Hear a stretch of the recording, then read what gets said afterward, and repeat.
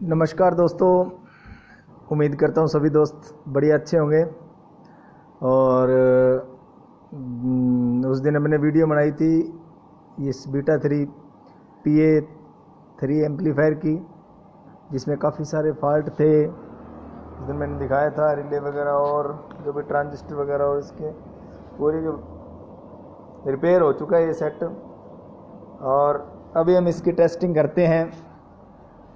Input वगैरह power इसको दे दी है, सेट ऑन हो चुका है, ओके कंडीशन में है। और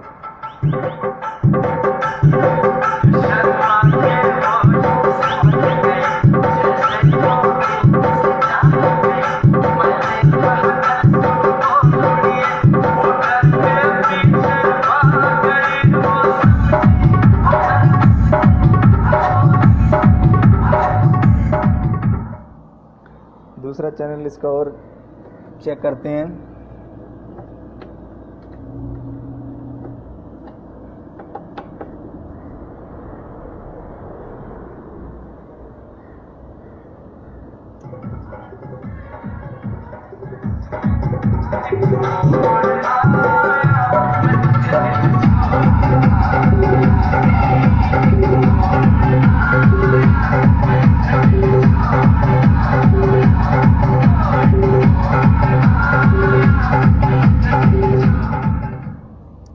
ठीक है दोस्तों, ओके बाय, मिलते हैं नेक्स्ट वीडियो में। तब तक के लिए थैंक यू, बाय।